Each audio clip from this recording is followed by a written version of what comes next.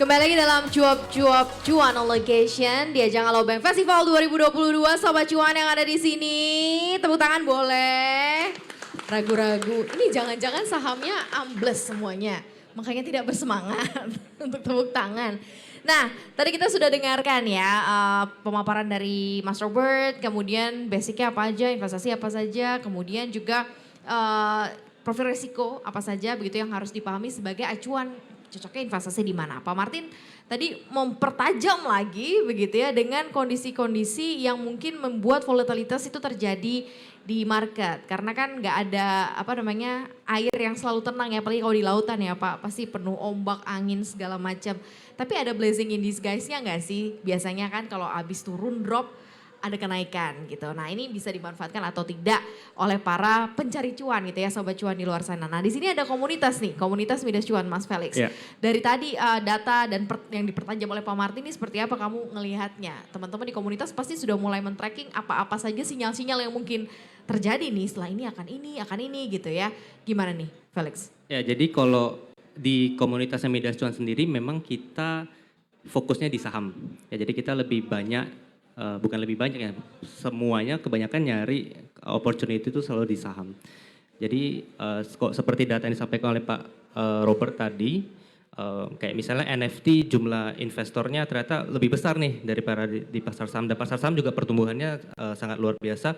Itu artinya ya memang minat dari masyarakat itu terhadap investasi tinggi sekali.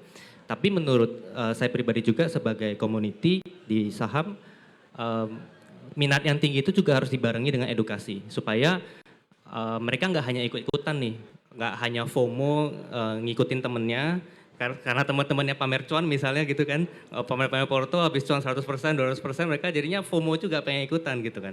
Nah jadi di komunitas itu kita membantu supaya teman-teman itu punya basic dulu lah.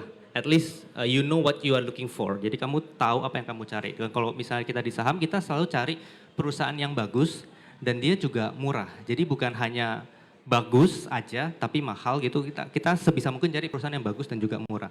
Karena dalam beberapa histori banyak sekali toko-toko investasi yang akhirnya berhasil banget ya, mereka fokusnya mencari perusahaan-perusahaan yang memang bagus dan juga valuasinya murah. Masih banyak tuh di bursa kita sekarang. Ada. Ada. Pasti ada. Setiap banyak nggak? Nanti kita bahas di komunitas. Okay. Dan juga yang saya cukup sering lihat ya Kak, itu di banyak teman-teman itu fokusnya cuan terus. Jadi kayak yang penting cuan, mau pakai metode apa aja yang penting cuan. Menurut saya agak ketika investasi ya mau apapun itu kita lihat resikonya dulu. Jadi let's say kita bisa dapat 100% gitu misalnya, untung 100%. Tapi resikonya gede sekali dibandingkan dengan aset lain yang mungkin resikonya lebih kecil tapi bisa ngasihin segitu. Misalnya saya kasih contoh, ada 2 saham gitu misalnya. Ini real. Dalam 3 tahun terakhir, 2 saham ini sama-sama naik 200%. Saya nggak usah sebut kodenya ya. Dalam 3 tahun terakhir sama-sama naik 200%. Tapi yang satu, dia itu punya hutang gede sekali terhadap dia punya modal dan sebagainya. Terus penjualannya turun dan juga harganya mahal. Jadi PE ratio mungkin sekitar 100 kali. Tapi ada satu saham yang dia bertumbuh terus dalam 3 tahun terakhir. Dan juga harganya secara valuasi itu juga masih murah gitu. Yang satu, yang mahal itu dia labanya sekitar 100 miliar, tapi harga di pasar 10 triliun. Yang satu lagi labanya 500 miliar, tapi harga di pasar cuma 8 triliun. Jadi meskipun dua-duanya sama-sama naik 200%, tapi kedua ini punya resiko yang sangat-sangat berbeda gitu. Jadi bukan yang penting cuannya, tapi fokus kepada resiko di baliknya sehingga kita bisa dapat meminimalisir resiko itu dan juga mendapatkan cuan yang besar. Jadi lebih kurang seperti itu. Oh jadi kalau di komunitas itu biasanya memang jadi dikasih kayak arahannya gitu ya, pemahamannya gitu. Jadi nggak kebingungan sendiri gitu ya. Ini saya udah benar-benar ulasannya begitu. Walaupun keputusan investasi di tangan si sobat cuannya, si orang yang bersangkutan, tapi ini udah dikasih nih A, B, C-nya gitu. Benar. Jadi lebih enak. Dan kalau melihat dengan kondisi yang saat ini menurut kamu ini opportunity atau seperti apa? Tadi kan ada Pak Martin bilang oke, perang Rusia Ukraina, kemungkinan stagflasi. Stagflasi itu inflasi double digit ya. Jadi yang belum tahu begitu ya kondisi inflasi shoot to the roof gitu kalau tadi disampaikan oleh Pak Martin adalah yang tinggi gitu. Dan ini sebenarnya lebih berbahaya kalau inflasi setinggi itu gitu. Kamu lihatnya seperti apa nih kalau di komunitas? Kalau kalau saya pribadi memang saya fokusnya lebih ke bottom up. Bottom up itu berarti saya lihat ke company-nya dulu, baru saya lihat secara makro. Jadi yang saya fokuskan banget itu adalah kualitas dari company tersebut. Dan kalau misalnya ditanya sekarang ada nggak perusahaan-perusahaan yang bagus dan masih murah? Menurut saya ada. Mungkin beberapa hari terakhir saya lagi ada baca-baca beberapa perusahaan. Menurut saya ini bagus dan kelihatannya belum terlalu terapresiasi oleh market gitu. Mungkin market masih lihatnya saham yang komoditi, tapi sebenarnya ada juga loh saham-saham lain yang kinerjanya bertumbuh terus dalam beberapa tahun terakhir dan juga dia masih murah gitu. Berarti di kondisi saat ini nambah justru ya, nambah Porto. Depends on the company, tergantung sahamnya. Oh, Jadi oke. nggak bisa general ya, case by case, tergantung sahamnya. Seperti itu. Tergantung sahamnya, nggak bisa langsung general, oke beli gitu ya. Nggak bisa. Nah, hari ini kan kita bahas kenali investasi masa kini nih, Pak Martin. Mau diapa-apakan kan investasinya bertumbuh ya. Ada dulu yang safe haven kayak emas, kemudian yang aman-aman lah gitu ya, mungkin kayak deposito, terus kemudian yang risk, tadi Mas Robert juga bilang kemudian ke saham. Sekarang macam-macam nih, ada cryptocurrency, ada NFT, banyak lagi yang ini, yang bertransaksi gitu. Nah ini apa sih mungkin fenomena yang terjadi? Karena kan kita nggak bisa tahan karena keputusan investasi kan masing-masing ya. Ini seperti apa sih kalau dari Pak Martin melihatnya? Yang mungkin sudah melihat perkembangan investasi ini dari dulu dan sekarang. Ya, karena itu tadi 2020 central bank curin duit banyak, duit ekses, ya, yang harusnya itu lari ke UKM, ke real sector atau segala macam, instead tidak. Semuanya pada lari kebanyakan ke financial. Ya kan? Jadi fenomena ini yang akhirnya akhirnya semua investment baik dari biarpun itu institutional investors atau itu retail investor yang makin banyak masuk di beberapa aset kelas dari mulai saham, dari mulai bonds, termasuk komoditi, ditambah lagi termasuk kripto, itu semuanya naik. Ya, karena basically excess funds dan waktu itu juga marketnya collapse. So ini penting. Jadi saya setuju dengan Felix poinnya gini. Sekarang kita harus lihat back to fundamental, whether itu perusahaan, whether itu the economic situations, ya, dan produknya juga. Produk poinnya tadi Mas Robert. Itu harus dilihat di risk profile kita. Balik, mulai ya masuk belajar, ini saatnya untuk belajar, ya, masuk ke komunitas belajar, jangan cuan itu bagus. Sebelah kita tiba-tiba punya duit dari 1 juta tiba-tiba langsung 100 juta. Banyak saat ini. Kita belum pernah lihat atau ya mungkin harusnya sudah lihat, tapi those two back crisis semuanya ada yang benar-benar habis bis dari marketnya turun 90%. Itu berarti pertumbuhan investasi bisa kayak, investasi-investasi yang muncul, bukan pertumbuhan investasi ya, investasi baru yang muncul tuh mungkin bisa kayak tren, tapi bukan buat lifetime ya Pak? No, investment itu harusnya it's about lifetime. Lifetime, nah tapi kalau dengan yang muncul-muncul ada nih kayak sekarang. Tapi kita has to be dynamic. Oke. We know where to put our money. Ya kan? Makanya sekarang harus balik fundamental. If we know the fundamental of the company, then kita bisa taruh lebih panjang. Ya, tinggal it's the timing when to put. That's also important. Terus risk profile-nya masing-masing orang. Ya, investment harus ada selalu setiap saat. Tapi kita harus juga bisa mengukur, jangan cuma ikut-ikutan, jangan cuma FOMO. Ya, kita harus juga bisa mengukur kapasitas perut kita. Ya, juga bisa mengukur kondisi makro semuanya, kondisi di pasar. Itu perlu waktu, perlu belajar, banyak diskusi, banyak ini seperti kayak di tempatnya Mas Felix tadi, itu penting sekali. Ini the time to get your knowledge up. That's most important. Oke, jadi walaupun nanti akan muncul lagi jenis-jenis macam-macam investasi ya, it's okay gitu ya? It's okay. It's okay, definitely. Ya, jadi tinggal portfolionya harus dinamis saja. saatnya mungkin kita harus merubah.